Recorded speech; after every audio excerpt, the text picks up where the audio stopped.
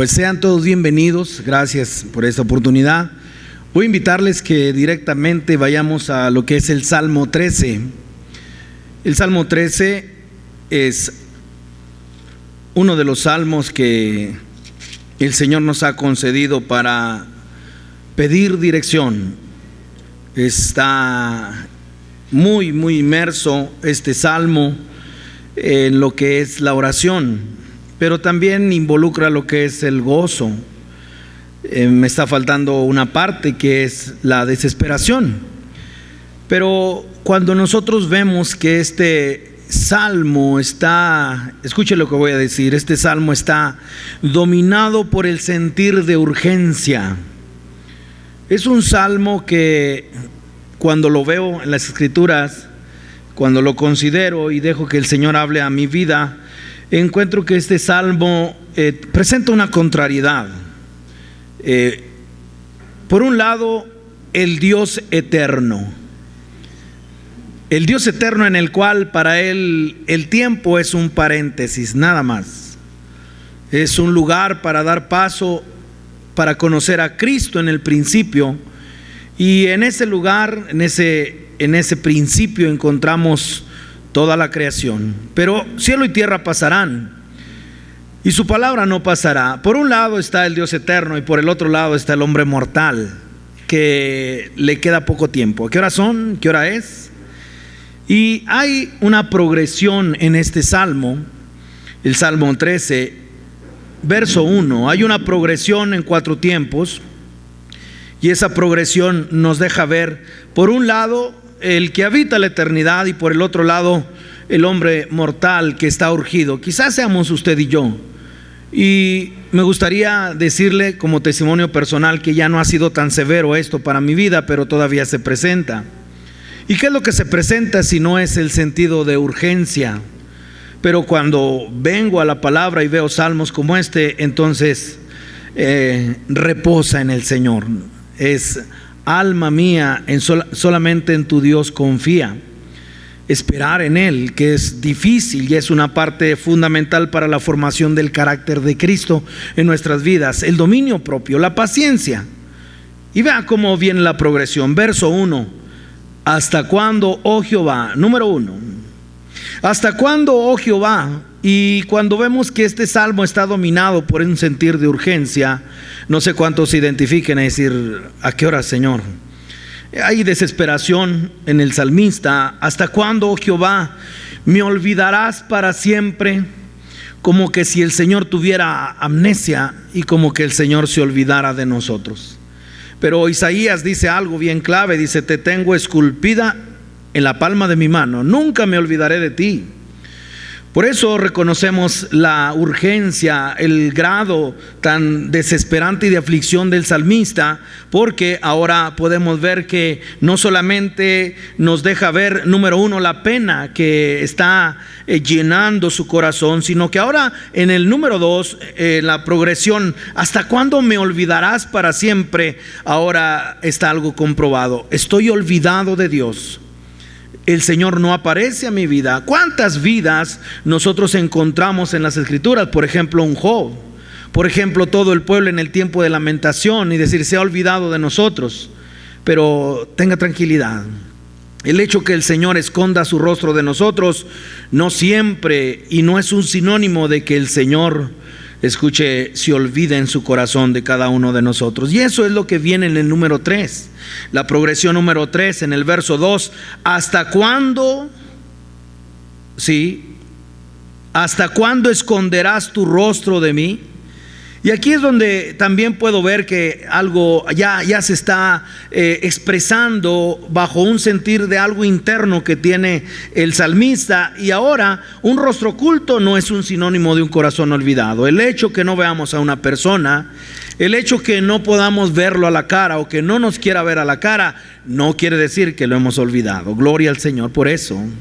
Porque me hizo pensar en algunas relaciones que en este tiempo no las veo y que ya lleva a lo mejor varios tiempos que no lo veo de frente o no los veo de frente. Congregaciones enteras, ¿verdad? O por lo menos 2 o 3 congregaciones enteras bajo una relación muy personal y ahora Pero eso no quiere decir, ¿verdad?, que haya enojo, haya frustración. Y eso no quiere decir que si no nos vemos en el rostro no haya un sentir en el corazón. Gloria a Dios, porque ese es el sentir de Cristo. Entonces el salmista está un poquito privado, ¿verdad? Es un tiempo de desesperación, es un tiempo de angustia, un tiempo no llega la respuesta. Y ahora enfoca bien la pena, enfoca bien que está algo interno, algo mal internamente. Yo no sé cuántos se estén identificando en este salmo, pero en lo personal, yo le dije al inicio, no es tan severo, pero todavía viene algunas desesperaciones, porque hay respuestas que no han llegado, hay oraciones que todavía están puestas delante de él. Me pongo a pensar en el hijo que está esperando conocer a su padre, me pongo a pensar en el matrimonio que está en separación y está esperando en el Señor que haya un cambio. Me pongo todo en lo natural, pero me pongo a pensar la manera como el Señor ha dado sus promesas y todavía no las veo cumplidas. Por lo menos espero un derramamiento mucho mayor del Espíritu Santo. Y ahora no es desesperación diciendo: ten paciencia, Dios es eterno. Tú eres mortal, pero Él es eterno. La progresión número 4 la encontramos ahora en el verso 3. Verso 2. ¿Hasta cuándo pondré consejo en mi alma, con tristeza en mi corazón cada día? Y aquí hay algo muy interesante, porque cuando habla acerca hasta cuándo pondré consejos en mi alma, está alguien que es alguien que ha depositado, que ha colocado, y le hace falta algo, le hace falta una cosa. Y este es algo ya avanzando un poquito. Aquí es donde viene un punto desesperante, porque ahora se ha asentado sobre nosotros consejos.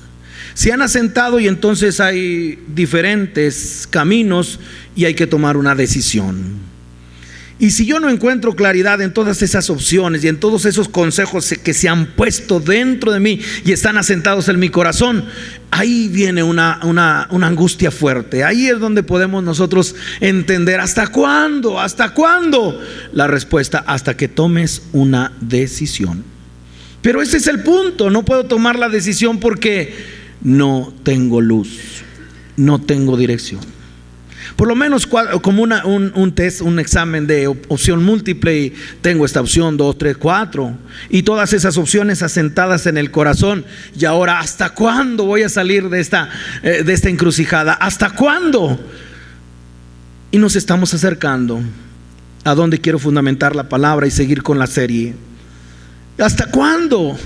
Bueno, ahora lo interno se empieza a exteriorizar. Ahora lo interno empieza a ver que mientras no haya una decisión, esta progresión será cada vez más aguda. Y ahora aquí encuentro algo. En el verso que estoy leyendo, que es el verso 3, hace falta una decisión, y cuando alguien toma una decisión termina la angustia. Uno de los contemporáneos, ¿verdad?, que ganó el Tour de Francia, hablando de un ciclista, me impactó mucho la confesión. Bueno, había transfusiones de sangre, droga, y bueno, había ganado no sé cuántos, ¿verdad? Y cuando él confiesa, dice: me siento bien, porque la confesión trae libertad, la confesión trae liberación, una decisión que hay que tomar. Y me voy acercando porque ahora pasamos de solamente algo general, identificar la pena, ahora se ha sentado y vemos que el problema está dentro, pero hay cosas de afuera, exterior. Y eso es lo que dice el verso 4, la segunda parte del verso 3, verso 2. ¿Hasta cuándo será enaltecido mi enemigo sobre mí? Y ahora sí, una cuestión de identificar enemigos del reino, enemigos de alguien que tiene un propósito y tiene una visión. ¿Por qué? Y entonces la respuesta. Cuando alguien identifica todo esto, para alguno puede ser muy severo, para otro no. Pero recuerdo los primeros días, los primeros años de ministerio. ¿A dónde ir? ¿Para dónde correr? Tantas voces que estamos escuchando, y de pronto a lo mejor hay una angustia de 5 a 6 años. Y en una angustia por aquí, por allá, ¿hacia dónde? Y entonces muchos consejos aquí asentados, y hay que tomar una decisión, definición. Y en esa definición no se podía tomar a menos que el Señor trajera una visión, a menos que el Señor aclarara la visión en mi vida. Yo quiero decirte que la visión tiene un poder, y eso es lo que dice el verso 3. Cuando alguien ha sido tomado por el Señor y el Señor se ha mostrado a su vida y puede tener visión, es una vida que va a vencer, es una vida que cumplirá el propósito, será una vida que pueda terminar con ¿hasta cuándo? ¿Hasta cuándo? ¿Hasta cuándo me olvidarás? ¿Hasta cuándo los enemigos se van a levantar? ¿Hasta cuándo? Aquí está la respuesta en el verso 3, y es ahí donde quiero centrar hoy la palabra, el poder de la visión. Verso 3, mírame, respóndeme, oh Jehová, Dios mío, alumbra mis ojos para que no duerma de muerte. Y aquí es donde se aclara todo, aquí es donde viene la visión, trae victoria, aquí es donde se termina el tiempo de la aflicción, el tiempo de la angustia, y ahora ir hacia adelante, ahora sí, al propósito, a la meta, el poder de la visión. Cuando el Señor muestra, cuando el Señor trae sobre nosotros esa palabra, haz brillar, el original dice, dame visión, dice, resplandece, brilla. Me gustaría, sin apartarse de ahí, vea que esto ha pasado en los tiempos de mayor oscuridad. Ha habido, esta oración tiene que ser básica en los momentos, como vimos la semana pasada, que va cayendo la tarde. Se necesita la luz, se necesita la visión. Tiempos de oscuridad, tiempos difíciles, tiempos de angustia. ¿Hasta cuándo? ¿Hasta cuándo? Y alguien que lo expresa también de una manera bien puntual, en un tiempo de reforma, en un tiempo de restauración. Y aquí es donde vemos a los restauradores, y vea cómo lo expresa el sacerdote y el escriba Esdras en su capítulo 9, una de las oraciones básicas para que nosotros podamos ser alentados en tiempos en los cuales no hay dirección. Y Esdras, sin apartarse de ahí, porque quiero tomar algo más, en Esdras capítulo 9 dice el verso número 6, y dije, Dios mío, confuso y avergonzado. Vea que los dos están utilizando el medio correcto. ¿Cuál es? La oración.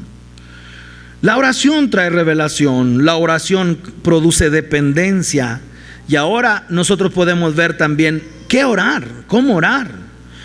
Verso número 6 del capítulo 9, y dije, Dios mío, confuso y avergonzado. Esa palabra avergonzado es aplastado, así de una manera, una necesidad de alguien, de un anunciante que es urgente. Y aquí el restaurador Esdras se identifica y dice, avergonzado estoy para levantar, oh Dios mío, mi rostro a ti, porque nuestras iniquidades se han multiplicado sobre nuestra cabeza y nuestros delitos han crecido en el cielo. El pecado quita la visión. Verso 9, desde los días de nuestros padres hasta este día hemos vivido en gran pecado, y por nuestras iniquidades nosotros, nuestros reyes, o sea todos, hemos sido entregados en manos de los reyes de la tierra, a espada, a cautiverio, a robo, a vergüenza que cubre nuestro rostro como hoy día. Y ahí es donde puedo enfocar otra vez el poder de la visión sobre los enemigos, porque en el momento cuando no hay visión, alguien se enseñorea. Es la misma oración, es situaciones diferentes, tiempos diferentes, pero la necesidad es la misma. Necesito ayuda, necesito dirección. Verso 8, vea la oración. Y el verso 8, y ahora por un breve momento ha habido misericordia de parte de Jehová nuestro Dios. ¿Y en qué se manifiesta esa misericordia? Para hacer que nos quedase un remanente cautivo, libre. Un remanente libre, porque hay remanentes en cautividad, como en el caso de Nehemías. Oye, ¿dónde está el remanente? En gran afrenta. Bueno, libre, y para darnos un lugar seguro en su santuario. ¿Y para qué queremos ese lugar? A fin de alumbrar nuestro Dios, nuestros ojos, y darnos un poco de vida en nuestra servidumbre. Como diciendo, mientras estemos aquí, escuchen, aquí en el cuerpo, mientras estemos aquí en la tierra, un poquito de servidumbre, pero la visión está puesta. La necesidad de entender el poder de la visión. Vuelva al Salmo 13, y en el Salmo 13 usted mirará por qué, en dónde se manifiesta. Primero, terminar con un tiempo de angustia, 1 año, 2 años. En el caso de Job, capítulo 10, en el caso de Job, capítulo 23, y nos deja ver otra vez, responderé con mi queja. Y está hablando de una vida, está hablando de toda una vida que no encuentra lugar, no encuentra por dónde correr.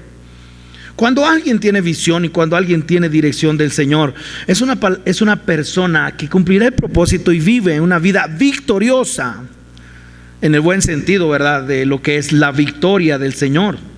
¿Por qué? El verso, ahora, el número 3, termino la última parte de leerlo, estamos en el Salmo 13, alumbra mis ojos para que no duerma de muerte. Y entonces vean dónde se manifiesta el poder de la visión. Para que no diga mi enemigo, lo vencí. ¿Usted recuerda de algún personaje en el Antiguo Testamento con mayor unción que se manifestaba en su fuerza? Sansón. ¿Y cómo terminó este? Vencido por sus enemigos, con los ojos, o más bien sin ojos, sin visión. El pueblo perece cuando falta visión. Dicho propiamente en las Escrituras, ¿sí? Cuando nosotros vemos es sin profecía, el pueblo se desenfrena.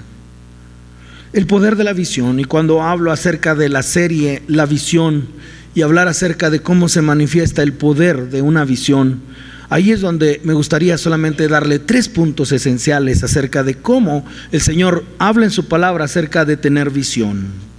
Tener visión es algo que trae sobre nosotros, escuche, la falta de visión destruye y el enemigo se ensaña con su pueblo.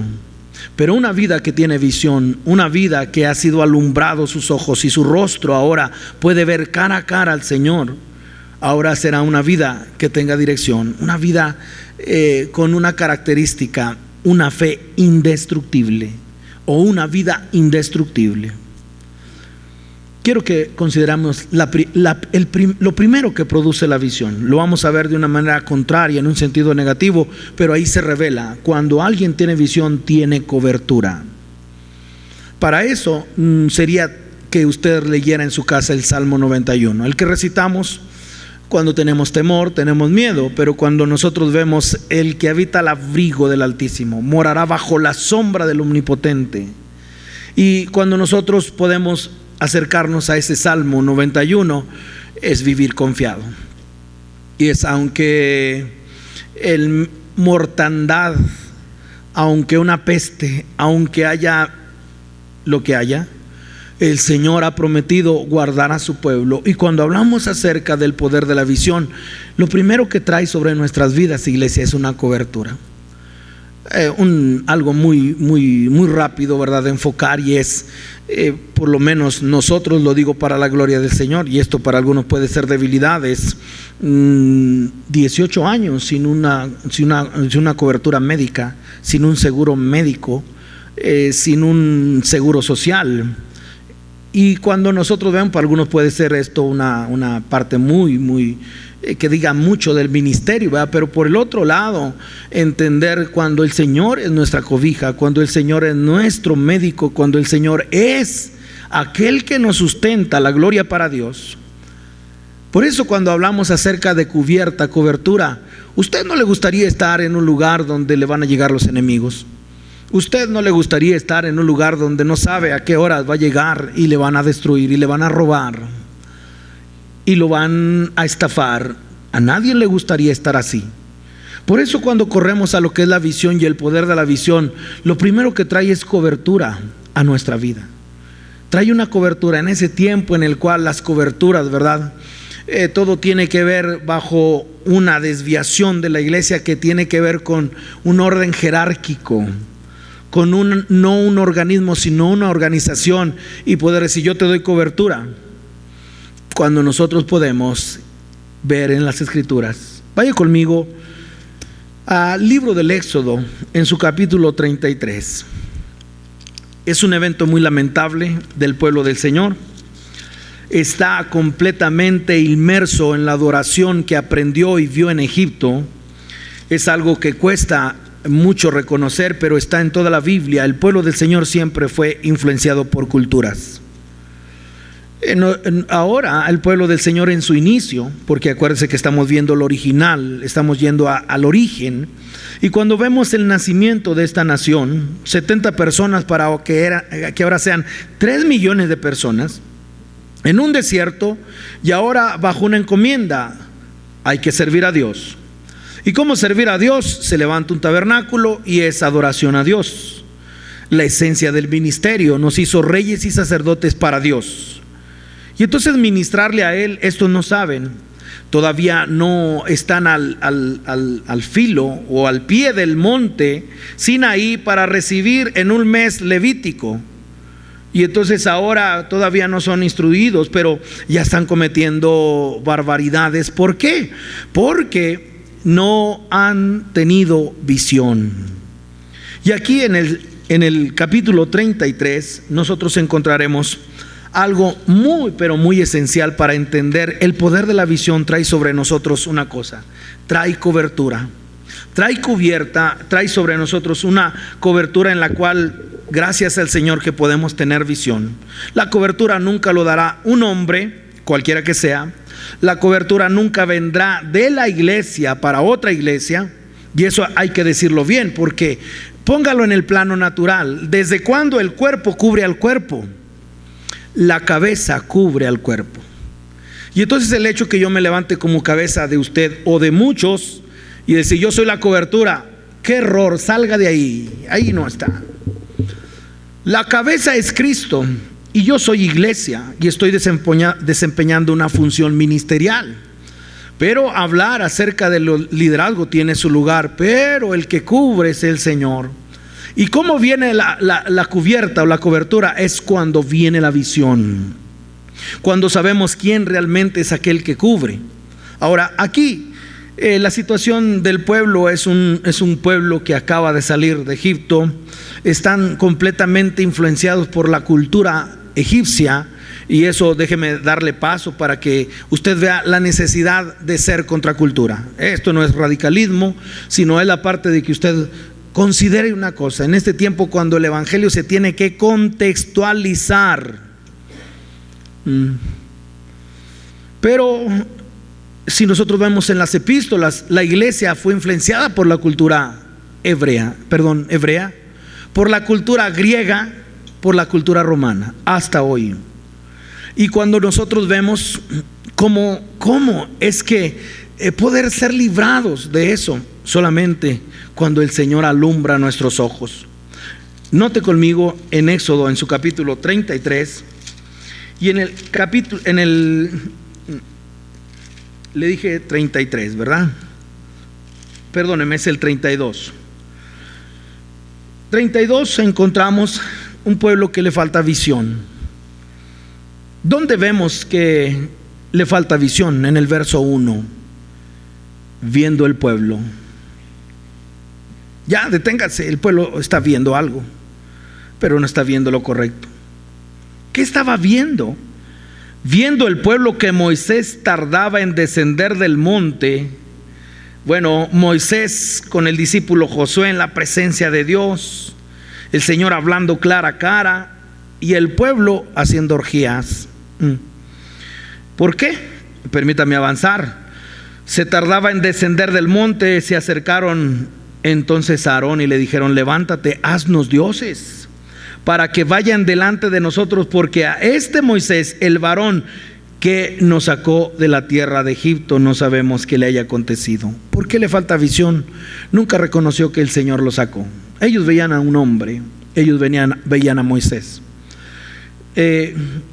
todo lo que hizo, ¿sí?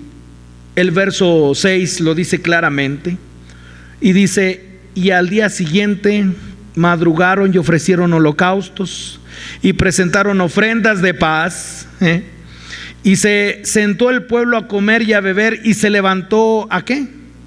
A regocijarse. Esa palabra es la 67:11 del Strong y dice reírse a carcajadas. Burlándose es una deshonra.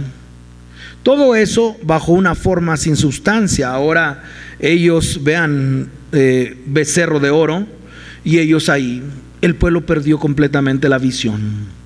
De hecho, no tenía visión. Su palabra nos relata en los Salmos de que sus caminos notificó a Moisés y al pueblo sus obras. En este caso, el pueblo carece de visión. Bueno, en todo, verso 15, quiero que usted vea como cuando desciende, verso 15, y volvió Moisés y descendió del monte, trayendo en su mano las 2 tablas del testimonio, las tablas escritas por ambos lados, de uno a otro lado estaban escritas, y las tablas eran obra de Dios, Dios hablándole al pueblo, y la escritura era escritura de Dios grabada en las tablas. Gloria a Dios, porque este pacto ya no está. Ahora el Señor está escribiendo en tablas, no de piedra, sino del corazón. ¿Y qué escribe? Su palabra, nada más. Otra cosa no escribirá. Escribirá su palabra en nuestros corazones.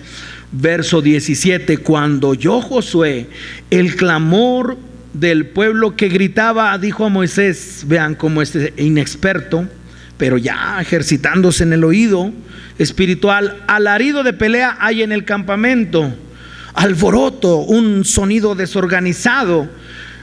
Verso 18: y él respondió: no es voz de alarido de fuertes, ni voz de alarido de débiles, voz de cantar oigo yo. Nunca he olvidado, desde que el Señor me mostró esta palabra, que ese cantar oigo yo, cuando dice voz de cantar, era una protesta cantada, era un menospreciar, era un violar, era un quebrantar. Verso 9: y aconteció que cuando él llegó al campamento y vio el becerro y las danzas, ardió la ira ¿de quién? De Moisés, y arrojó las tablas de sus manos y las quebró al pie del monte. Yo no sé si usted pueda relacionar conmigo lo que es el verso 10, pero no sé si podemos identificarlo en un sentir. ¿En un sentir de quién? De Cristo, porque el verso 10: ahora pues, déjame que se encienda mi ira en ellos y los consuma. Por esto Moisés no fue reprendido, más que cuando se airó y golpeó la peña. Pero aquí, escuche, él se llena de ira, podemos decir la ira santa. Está en la presencia del Señor y ahora ve esta violación, este quebranto hacia el Señor. Quebró al pie, sí, y las tablas de sus manos, y arrojó las tablas de sus manos y las quebró al pie del monte. Y tomó el becerro que habían hecho, y lo quemó en el fuego y lo molió hasta reducirlo a polvo, que esparció sobre las aguas y lo dio a beber a los hijos de Israel. Yo no sé, vea la escena, no sé si los forzó, dijo un vaso de agua cada uno, no sé, o si fueron tan dóciles en decir: a ver, ¿dónde bebemos, Moisés? El hecho es que la autoridad que le dio a este hombre, nosotros la vemos aquí, verso 21. Y dijo Moisés a Aarón: ¿qué te ha hecho este pueblo que has traído sobre él tan gran pecado? La idolatría siempre ofende al Señor. La idolatría en todas sus formas. Son 4 formas que se manifiesta la idolatría: hombre, animal cuadrúpedo, ave o reptil. Cualquiera que sean las formas. Verso 22: y Aarón respondió: no se enoje mi señor, tú conoces al pueblo que es inclinado a mal, porque me dijeron: haznos dioses que vayan delante de nosotros, porque a este Moisés, el varón, nuevamente, no el Señor, el varón que nos sacó de la tierra de Egipto, no sabemos qué le haya acontecido. Y yo le respondí: quien tenga oro, ¿quién tiene oro? Apartarlo. Y me lo dieron y lo eché en el fuego y salió este becerro. No salió así como por arte de magia. El verso 4 dice que le dio forma, pero era una forma sin sustancia. Ahí no estaba el Señor, pero sí estaba la idolatría. Verso 25, aquí está la visión. El poder de la visión, escuche, cuando alguien está en la visión, tiene cobertura. ¿Y dónde lo veo? Verso 25, y viendo Moisés que el pueblo estaba desenfrenado, porque Aarón lo había permitido para vergüenza entre sus enemigos.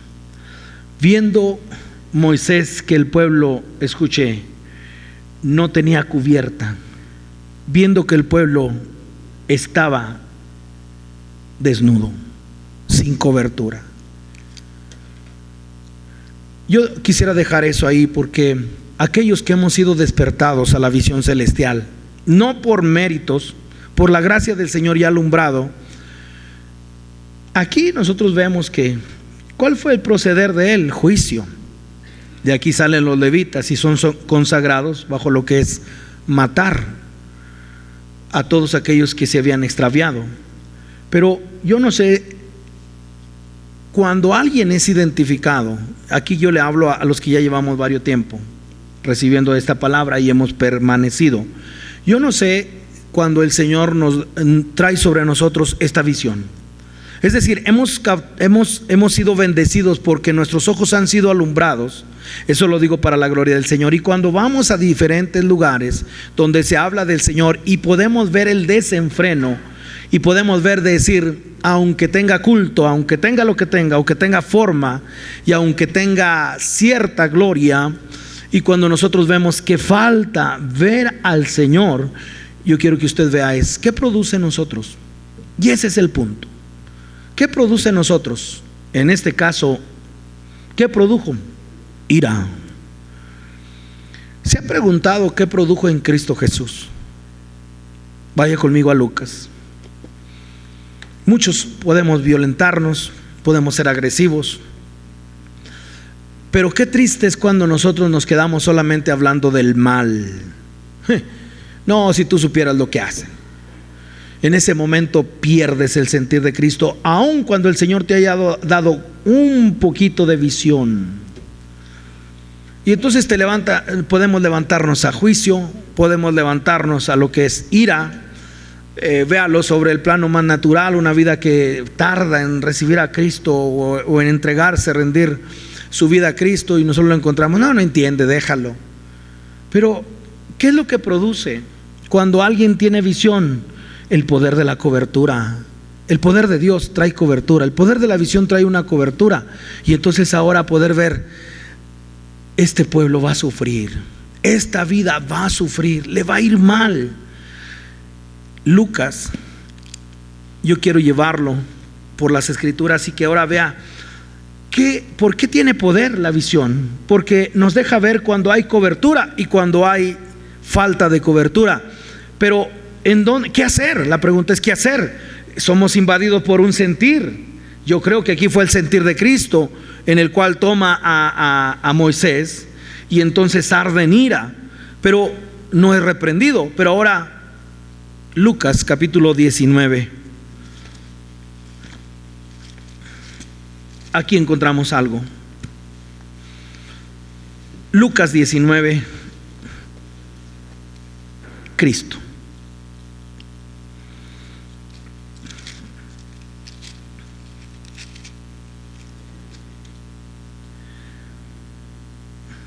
Lo tienen, ¿verdad?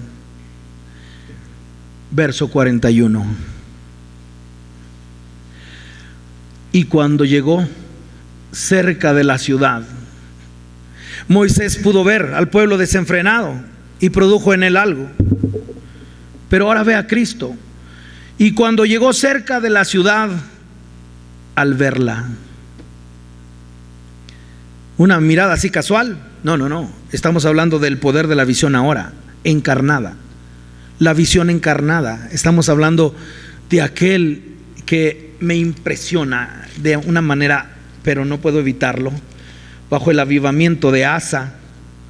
Nosotros que hemos estado considerando esas escrituras, en el instituto, porque los ojos de Jehová contemplan toda la tierra para mostrar su poder a favor de los que tienen corazón perfecto para con Él. El poder de la visión, lo que leí fue segunda las Crónicas capítulo 16 verso 9.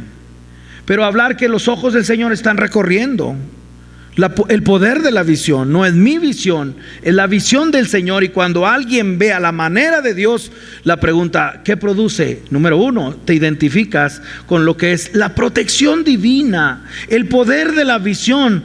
Dios es nuestra fortaleza, el poder de Dios. Y entonces más vale tener este corazón perfecto, porque entonces tienes cobertura, gloria a Dios. Entonces tienes cubierta, aunque andes en valle de sombra de muerte, no hay que temer, Dios estará contigo. Y entonces, ¿por qué? Porque estoy cubierto. ¿Por qué? Porque el Señor está trayendo sobre mí. Le dije, ¿qué produce en nosotros cuando Dios despierta sobre nosotros esta visión y nos deja ver cuando hay cobertura y cuando es título y cuando no hay cobertura? Y cuando nos deja ver los estragos, las consecuencias de la falta de visión, nos deja ver hacia dónde va este pueblo. Y entonces quiero que usted se identifique. Y yo, con el sentir de Cristo, lloró. Lloró.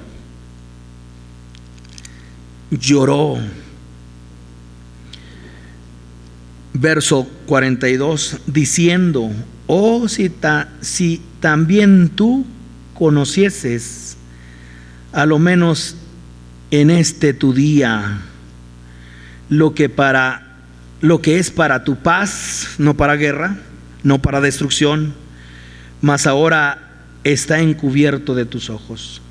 No se salga del verso. ¿Y qué estaba encubierto de sus ojos? ¿Qué estaba encubierto? No se salga del verso. ¿Y qué estaba encubierto de los ojos de toda la ciudad? El día, la visión. La semana pasada le hablaba cómo el Señor trabaja en el día, en la visión. Y ahora, ¿qué produce? Escuche, si no produce esto, nos hacemos críticos, nos hacemos jueces, nos hacemos arrogantes, nos hacemos soberbios. Cuidado. Pero en mi Señor Jesucristo, cuando Él vio el desenfreno, cuando vio que no había luz, que no había visión en el pueblo, cuando vio que toda la nación por 3 años y medio, estando hablándoles, y miren, sus ojos no pudieron ver el día, no pudieron ver la luz, no pudieron ver la visión. Qué privilegiados, qué misericordia. Qué manera de tratar el Señor con nosotros, esa progresión. ¿Hasta cuándo? ¿Hasta cuándo? Y ahora podemos decir, gracias, Señor. ¿Y ahora qué nos envuelve? Un sentir de poder, de victoria. Porque ahora vaya conmigo a Juan, porque aquí dice que lloró. Pero vea, un sentimental, alguien que no controla sus emociones. Juan capítulo 11. Y ahora aquí hay una palabra clave. ¿Qué produce en nosotros? Escuche, va a producir algo. Esto lo necesitamos. Hablar del poder de la visión y hablar de la cobertura, que la visión trae cobertura. Entonces ahora nosotros podemos ver, eso produce algo en nosotros. ¿Qué produce en nosotros? La muerte de Lázaro es el contexto. Un amigo entrañable de nuestro Señor Jesucristo. Verso 32, capítulo 11. María, cuando llegó a donde estaba Jesús, al verle, se postró a sus pies diciendo: Señor, si hubieses estado aquí, no habría muerto mi hermano. Jesús entonces, al verla llorando, y a los judíos que la acompañaban también llorando, y esto es lo que produce en nosotros, se estremeció en espíritu y se conmovió. Esa palabra habla de un agitar espiritual, habla de lo que dice Deuteronomio, así como la anidada, así como el pájaro, ¿verdad? El ave revolotea y la nidada se excita.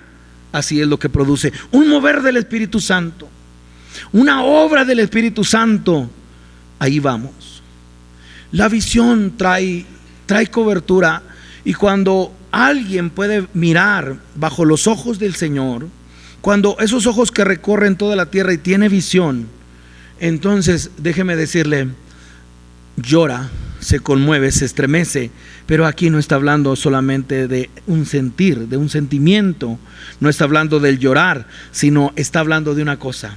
Vea, porque aquí cuando todavía no llora, aquí todavía el Señor no llora, solamente está viendo llorar y se estremece, hay un mover del Espíritu. Y el verso 34, y dijo: ¿dónde le pusiste? Le dijeron: Señor, ven y ve. Jesús lloró. Fuera de todo sentimentalismo, fue bajo un mover del Espíritu Santo, fue de poder ahora ver que no estaban aclarados sus ojos y que no había visión. Si no hay visión, no hay cobertura. Si no hay cobertura, el enemigo se va a levantar y va a dominar. Y en el caso de Sansón, le va a sacar los ojos al ministro, al creyente que tiene propósito y tiene llamado. La importancia de la visión. ¿Qué trae la visión? La visión trae cobertura. Por eso es puestos los ojos en Cristo. Faltan 4 meses para la siega. No. Alzad vuestros ojos y mirad. Ellos estaban viendo así. Y les dice el Señor: así no es la visión. La visión es: mira con los ojos que contemplan toda la tierra. ¿Cómo es que podemos nosotros? ¿Por qué nos va tan mal? Una aplicación bien en corto acerca de lo que es la familia, nuestra situación cualquiera que sea. ¿Por qué nos ha ido tan mal?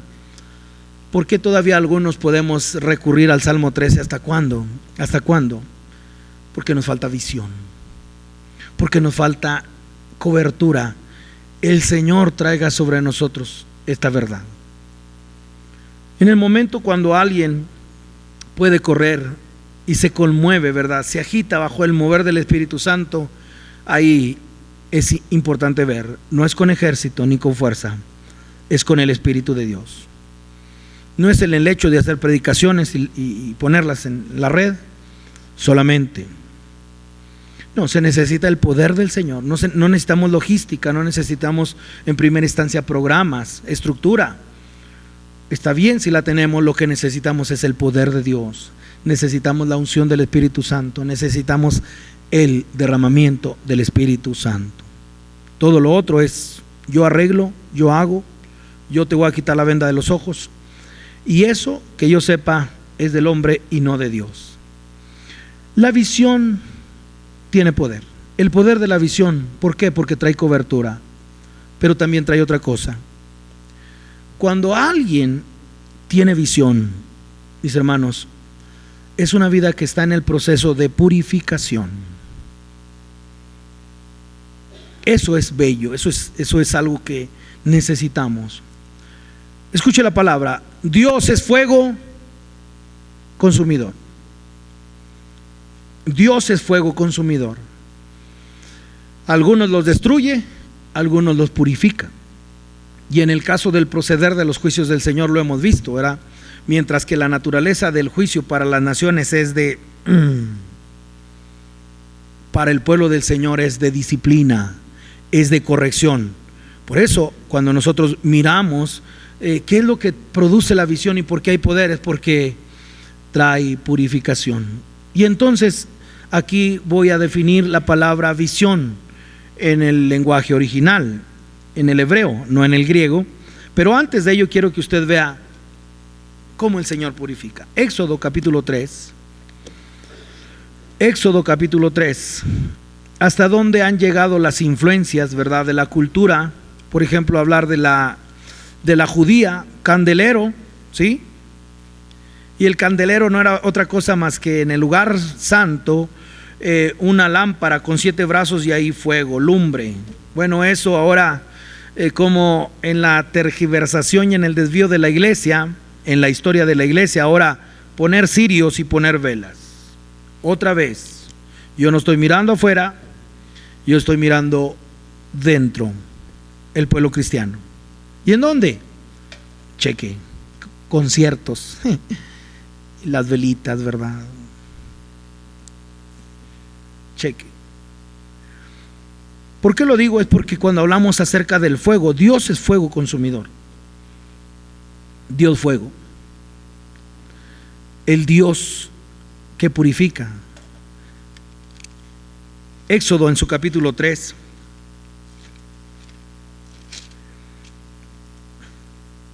Verso 1. Apacentando Moisés las ovejas de Jetro, su suegro. Qué impresionante, ¿no? Que Dios, aún que se cree que es, lo hace a un don nadie. ¿Qué estoy diciendo? 40 años en el palacio de Faraón, con acceso a todo, para ahora denigrante pastor de ovejas. No tiene comparación, ¿verdad? Así es como Dios trata con nosotros. Nos purifica, nos mete en el fuego. Y esto es lo que tiene el poder, la visión. Cuando hay visión, entras en un proceso de purificación. ¿Por qué? En este caso, Moisés, vea, de 40 años en el imperio y en la mejor universidad y con todos los privilegios de ser hijo de Faraón, ahora apacentar ovejas, y luego vea lo otro, sacerdote de quién, de Madián. Más torcido que nada, ¿verdad? Pero Madián llevó las ovejas a través del desierto y llegó hasta Oreb, monte de Dios. Yo no sé qué estaba viendo, si estaba buscando el monte de Dios o estaba viendo las ovejitas. ¿Qué estaba viendo? Yo voy a buscar el monte de Dios. Nunca. Pero viendo las ovejas, y cuando menos se acuerda, el Señor se muestra su vida. Él no andaba buscando Oreb, él andaba pastoreando ovejas. Su mirada estaba, pero no en el monte. Verso 2. Y se le apareció. Se le reveló.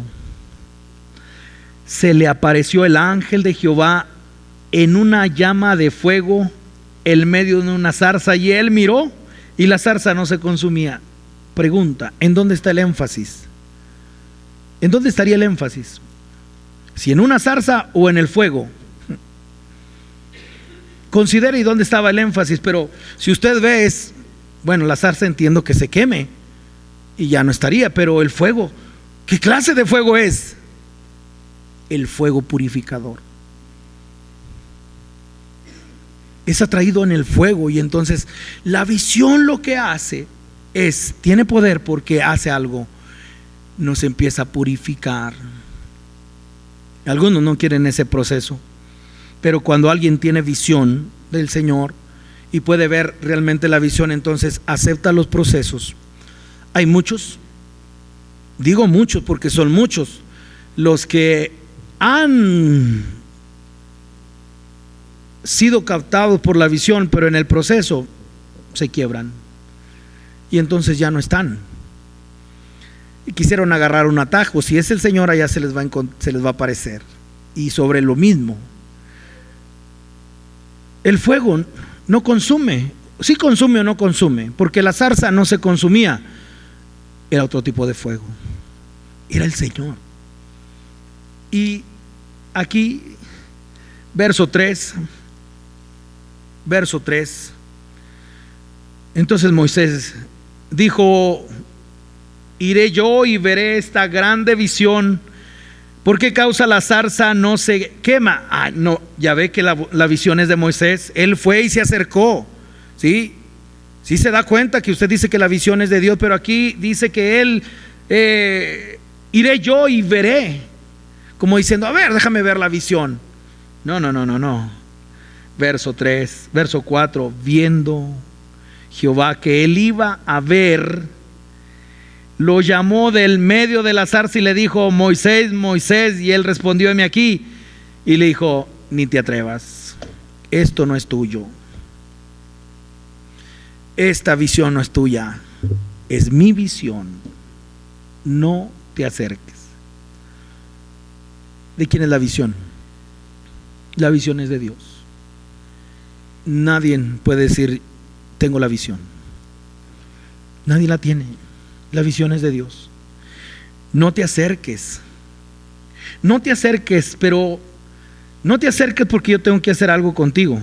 Antes de darte a conocer la visión, antes de que tú puedas ver, yo tengo que hacer algo contigo. ¿Qué tengo que hacer? Tengo que purificarte. Y vean, este es el poder de la visión. Nos quita las escorias, nos quita lo que nos sirve, nos quita lo que es temporal y pasajero, nos quita la vergüenza. Esto es lo que hace la visión. Y verso 5: no te acerques, quita tu calzado de tus pies, porque el lugar en que tú estás, tierra santa es. El fuego purifica. No pases de ahí, no te acerques, porque aquí está el fuego de Dios. Y no puedes entrar con ese andar, con ese calzado. Descálzate, quítate ese andar y ven, porque esto es reservado. El fuego purifica, la visión purifica. Y cuando nosotros vemos, usted lo puede mirar, en todos aquellos hombres del Señor que fueron captados por la visión, ahí nosotros podemos ver humo, el humo, como en el caso de Isaías. Sus fal se llenó de humo la casa. Humo, ¿por qué? Porque estaba el fuego. Dios es fuego consumidor, y cuando Él nos atrae, empieza un proceso en el cual su poder se manifiesta en nosotros y empieza a purificarnos. Pero hay algo esencial dentro de lo que encontré, mis hermanos, en lo que es la palabra en el hebreo, y es la palabra 27:37, y dice: tiene que ver con el propio medio de comunicar el mensaje divino. Es decir, no hay otra manera de ser la boca de Dios y de transmitir una visión sin antes haber sido purificado. Y ahora lo presenta de una manera mucho más específica: lo santo y lo profano, y tener discernimiento cuando es la visión y cuando no es la visión. Pero aquí, de acuerdo a lo que menciona las Escrituras, usted va a mirar. Vean Isaías capítulo 6. ¿Y qué es lo que va a mirar? Es que la visión es el único medio para comunicar un mensaje revelatorio, un mensaje divino. ¿Y cuál es ese mensaje? El evangelio del Señor Jesús. Por eso este es un evangelio diferente. No que sea diferente, sino que hay muchos. Y aquí es donde otra vez el sentir de Cristo en decir: ¿por qué necesitamos la visión y el poder de la visión? Escuche, el medio propio, lo único que tiene propiedad para que alguien pueda comunicar el mensaje profético y el mensaje divino, es a través de la visión que purifica. Isaías capítulo 6.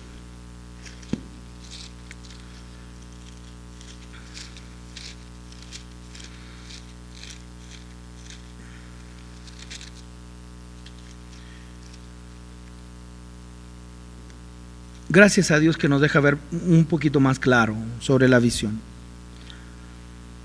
Isaías capítulo 6, y dice ahora, nomás para darle aquí un poquito de contexto, y verso 4, antes del verso 4, un hombre que había llevado la nación 51 años, Uzías. ¿Hasta dónde no estaría esos conceptos? ¿Hasta dónde? Como el Salmo, ¿verdad? ¿Hasta cuándo? Y estaba 51 años bajo el mejor liderazgo, y ahora muere. Hay algo que perder. Moisés perdió el palacio Isaías tiene que perder a su rey. ¿Qué vas a perder tú? No sé, pero hay algo que perder para poder tener visión. Siempre hay pérdida cuando el Señor se muestra. Y se muere Uzías, él ve al Señor y vea el verso 4. Los quinciales de las puertas se estremecieron con la voz del que clamaba y la casa se llenó ¿de qué? Fuego. La manifestación del Dios santo, que purifica, santo, santo, santo.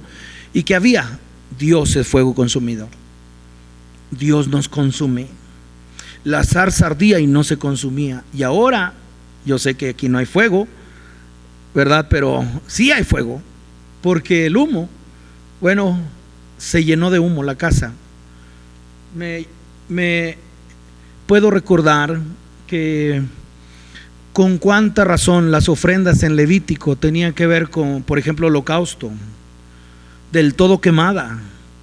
Y dice, del todo quemada era todo el sacrificio en la lumbre, al fuego, se levantaba el humo y era recibido por el Señor.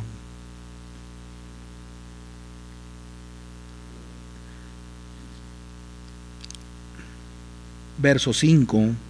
Entonces dije, ay de mí, que soy muerto, porque siendo hombre inmundo, cheque lo que el Señor quiere purificar. Inmundo de labios y habitando en medio de pueblo que tiene labios inmundos, han visto mis ojos al Rey Jehová de los ejércitos.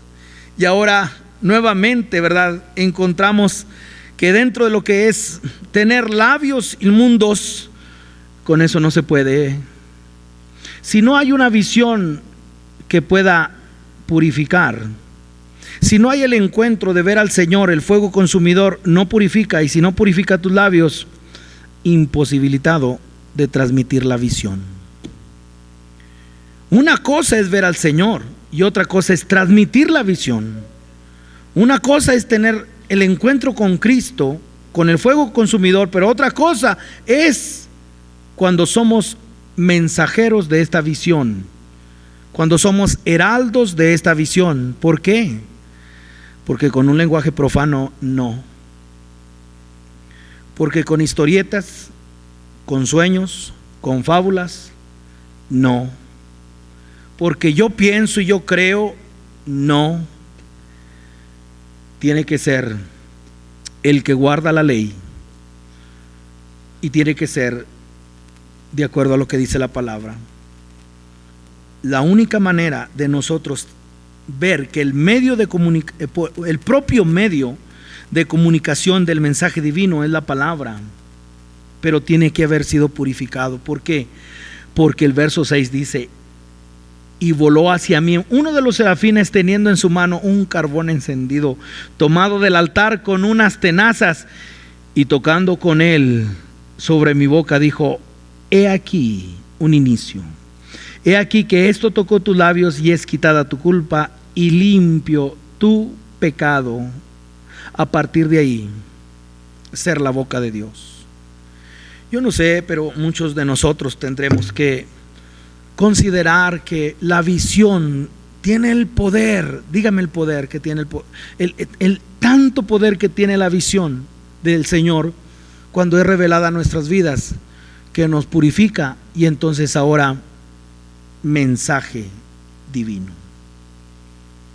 Y aquí es donde nosotros podemos decir, solamente con esta purificación de labios es que se puede transmitir un evangelio. Gálatas en su capítulo 1, verso 6.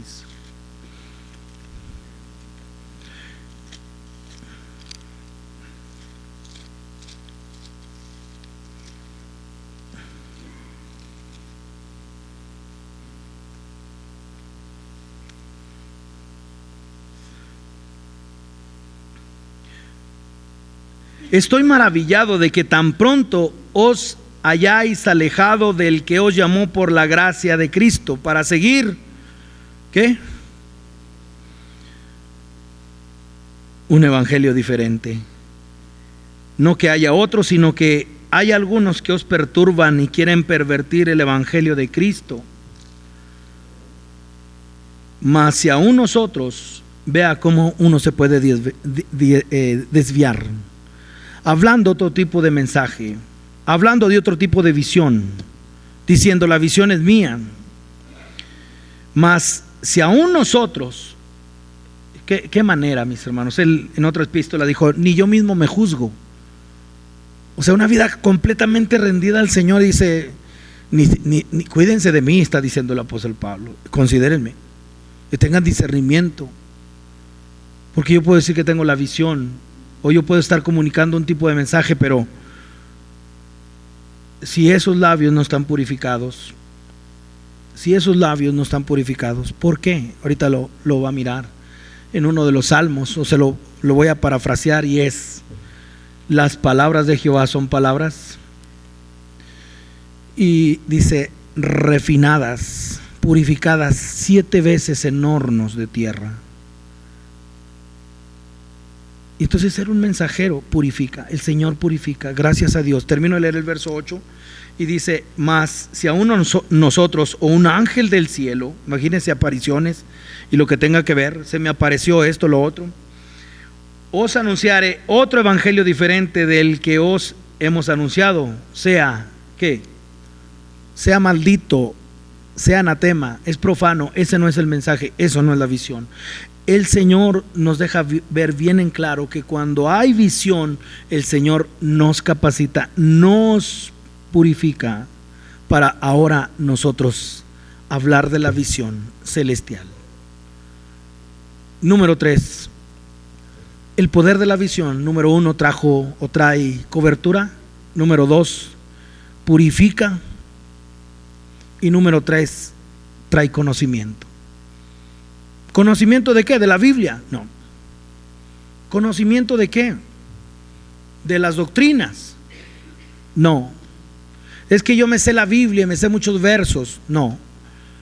Conocimiento de Él. Biblia.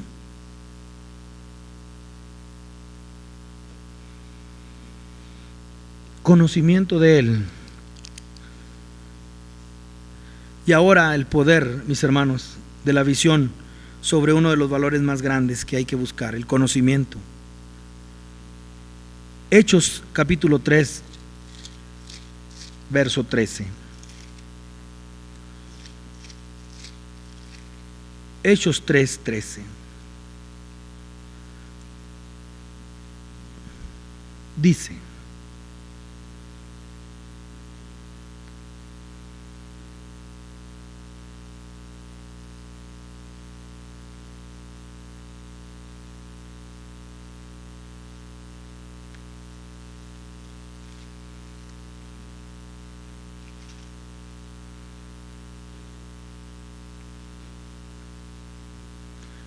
el Dios de Abraham, de Isaac y de Jacob, el Dios de nuestros padres ha glorificado a su Hijo Jesús, a quien vosotros, ¿qué dice? Entregasteis y negasteis delante de Pilato cuando éste había resuelto ponerle en libertad. Yo le invito a que considere esa parte y no lo vea aquí escrito, sino ahora usted pueda ver. ¿Usted alguna vez entregó a Cristo y lo negó? ¿Alguna vez lo crucificó? Yo no estuve ahí, podemos decir. Vean, mas vosotros, ¿qué dice? Mas vosotros negasteis al santo y al justo. Mas nosotros negasteis al santo y al justo y pedisteis que se os diese, ¿qué? Un homicida. Ahí yo considero una parte muy esencial. ¿Por qué? Porque negar, ¿sí?, es porque nos falta conocimiento. Negar es porque lo relaciona con, por ejemplo, Pedro. Yo no lo conozco, lo negó. ¿Lo conocía o no lo conocía? Verso 15: y matasteis al autor de la vida, a quien Dios ha resucitado de los muertos, de lo cual nosotros somos testigos. Y ahora, versos 16: y por la fe, no hay otro camino, por la fe en su nombre, a este que vosotros, número 1, veis y ¿qué? Y conocéis. Porque primero es la visión del Santo de Israel. Porque primero es tener un encuentro con el fuego para luego entrar en una relación, en un conocimiento. Son estados progresivos acerca de hablar acerca de la visión, porque primero verle, no hay hombre que pueda verle y vivir, y entonces Él se revela a nuestra vida, ahí ya está. Pero ese puede ser solamente un estado en el cual alguno pueda encontrarse y pueda vivir así por siempre, pero y luego dar paso a lo que es ser purificado, y entonces ahora de una manera en la cual el Señor nos atrae en la visión, somos purificados y ahora un andar, una actitud sostenida para poder llevar la vida espiritual bajo un solo objetivo: conocerle, porque si lo veo, estoy seguro que lo conozco. Y se abre paso a lo que es la parte de lo que es el conocimiento. Y aquí vea el verso 16: viste y conociste, le ha confirmado su nombre, y la fe que es por él, ha dado a esta completa sanidad en presencia de todos vosotros, hablando del cojo de nacimiento. Verso 17: mas ahora, hermanos, sé que por subraye ignorancia. Cuando uno ignora, cuando uno no conoce, hace barbaridad y media. Rechaza, niega, mata. Por eso vea la necesidad del conocimiento de Dios, el poder de la visión. Cuando alguien tiene visión, cuando a alguien el Señor le concede tener visión y son abiertos sus ojos, quiero decirle esto: entonces ahora somos libres ¿de qué? De todo esto, porque le estamos conociendo. Vea verso 17: mas ahora, hermanos, sé que por ignorancia lo habéis hecho, como también vuestros gobernantes, pero Dios ha cumplido así lo que había antes anunciado por boca de todos sus profetas, que Jesucristo había de padecer. Vaya bien rápido a la primera epístola a los Corintios y poder mirar el diseño y poder mirar el plan, el anticipado conocimiento de Dios, para que nosotros ahora pudiéramos verle. Y ahora me gustaría que usted viera. Pregunta: ¿cómo lo ve? ¿Lo ve en una cruz, en un crucifijo? ¿Lo ve todavía? Es una manera de ver a Cristo. Hasta ahí no se han abierto los ojos. Le voy a dar otra manera de verlo. Jesús, el hijo de Nazaret, el de pelo largo, el de túnica, ahí no se revela la visión tampoco, ni en un lado ni en otro. Entonces, ¿dónde es que podemos conocerle? Mire, cuando el que está en la cruz, cuando el hombre de Galilea es conocido, eso abrirá el paso. Su muerte y su resurrección abrirá paso para que nosotros lo veamos de esta manera: exaltado, entronizado, el fuego que purifica. Y entonces lo veremos en su gloria, así como lo hemos visto en sus sufrimientos. Ahora es verle a Él, una visión celestial. Visión celestial. Se adquiere el conocimiento de conocerlo a Él, y en ese conocimiento hay una relación estrecha de un Dios real, de un Dios santo, de un Dios poderoso, de un Dios que gobierna todas las naciones. Y cuando el Señor se está mostrando de esa manera a nuestra vida, hay poder. Vaya, aquí la revelación de Dios, el Señor se empieza a mostrar a nuestra vida. Primera a los Corintios capítulo 2, verso 6. Lo dice claramente. ¿Y qué es lo que va a decir? Que este tipo de conocimiento, escuche, bajo ese cumplimiento que menciona en el libro de los Hechos, mas esto era necesario, se cumplió. ¿Por qué se cumplió? Porque estaba escrito. Pero ¿para qué se cumplió? Para poder tener visión, para poder conocerle a Él. Dice el capítulo 2, verso 6. Sin embargo, hablamos sabiduría entre los que han alcanzado madurez. Ese es el punto. Si nosotros pudiéramos poner ese objetivo y decir, ¿de qué se trata todo esto de madurar? ¿De qué se trata todo eso? ¿De envejecer? No. Hay viejitos rabo, sí, y la expresión, ¿verdad? No, ese es un viejo rabo. O sea, no maduró. Entonces el envejecer no es sinónimo de ¿qué? De madurar. Pero cuando nosotros encontramos realmente lo que es madurez, ese es el punto, madurar. ¿Por qué? Porque escuche, hablamos sabiduría entre los que han alcanzado madurez. No sé si llamarlo, tuve un encuentro o un desencuentro en esta semana, pero el desencuentro es poder considerar algunos con cierto grado de madurez. Y aquí lo dejo nada más. Poder mirar que cuánto falta. Dios me libre de ponerme en un estado de juicio y de estar certificando este sí y este no, sino en las cosas más elementales. Y entonces el grado de madurez. Tratar de hablar. ¿Dónde lo comprobé? Tratar de hablar de una manera espiritual y no. Vamos a hablar claro. Habla claro. Ya entendí. Vamos a hablar lo natural. Sí. Ok, vamos a hablar lo natural.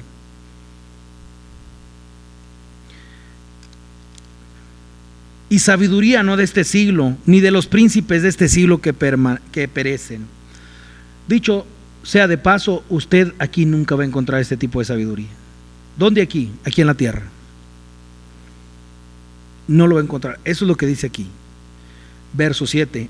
Mas hablamos sabiduría de Dios, el misterio, la sabiduría oculta, la cual Dios predestinó antes de los siglos para nuestra gloria. Esto es para nosotros. Verso 8, la que ninguno de los príncipes de este siglo conoció, porque si lo hubieran conocido, nunca habrían crucificado ¿a quién? Claro, porque ellos crucificaron al Señor ¿de qué? De sufrimiento, no de gloria.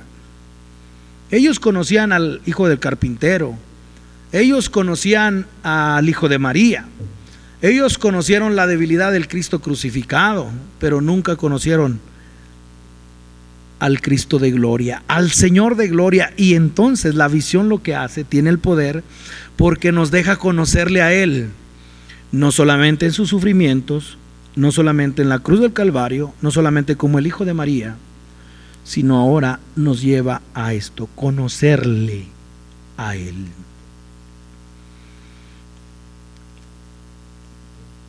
Estoy muy adentrado, o el Señor me está llevando a lo que es la cristología.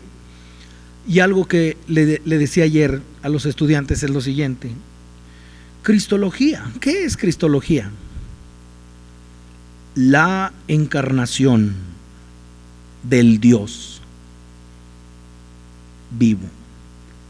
Y no traten, muchachos, de hablar de cristología, estamos hablando de Cristo y poder sacar del plano al Padre y al Espíritu Santo.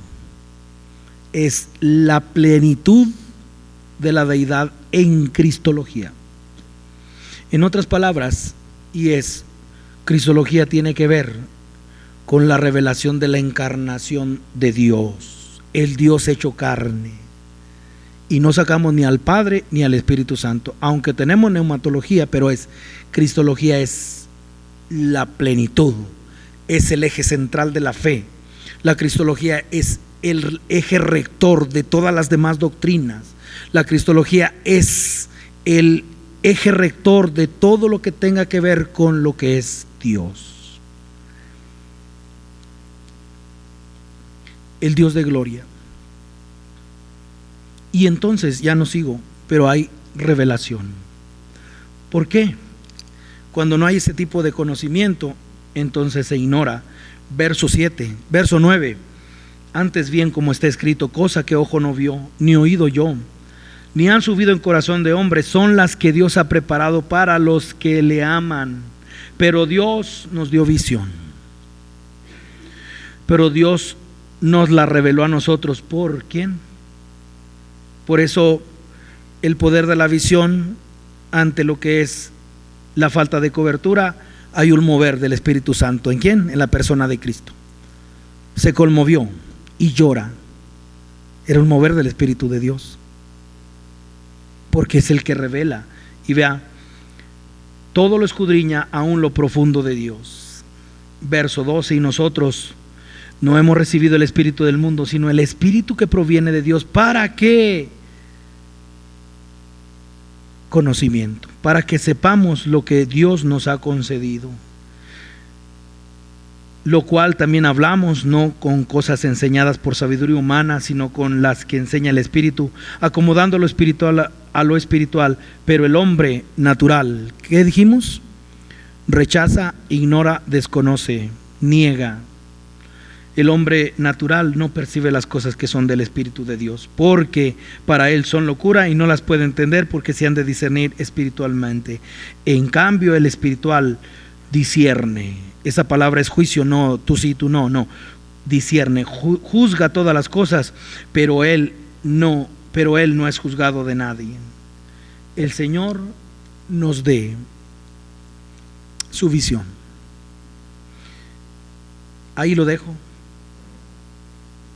Me gustaría solamente invitarle para que hoy podamos anhelar este tipo de visión, y que ya no más adelante quizás, pero hasta aquí puedo decirle solamente el poder de la visión. Cuando nos centramos en el Señor y cuando lo conocemos como el Dios de gloria, cuando lo conocemos como el Señor de gloria, en ese momento, ¿sabe lo que se va a producir en nosotros? Una transformación. Somos transformados a la imagen del Hijo. Estamos siendo transformados. Si para alguno de los que han escuchado esta palabra, este mensaje, sea aquí o sea en otro lugar, no ha pasado nada, preocúpese.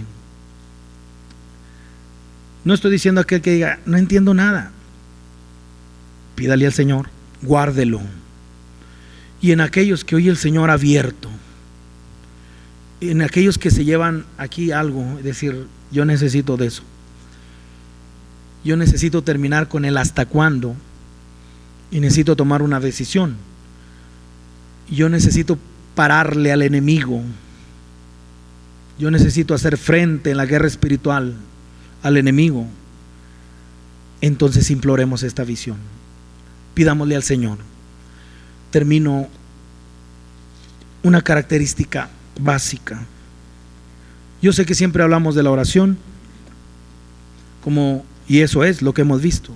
Cómo recibir la bendición, la visión celestial, orando. Señor, muéstrame, revélame.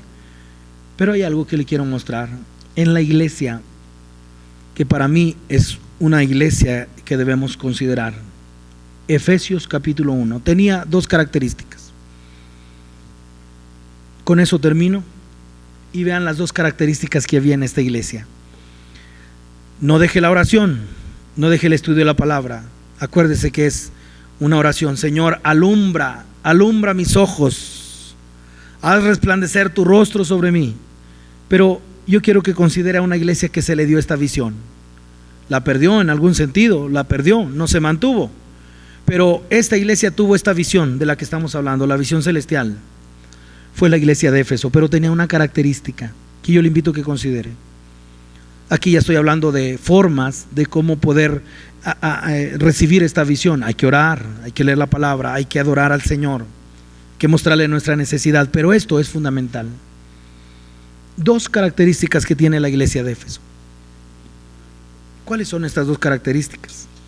Está en Efesios en su capítulo 1, es el último verso que vamos a considerar hoy, y dice aquí, nosotros conocemos el verso 16, la oración, ¿verdad? no ceso de dar gracias por vosotros, haciendo memoria de vosotros en mis oraciones. Y esta era la oración.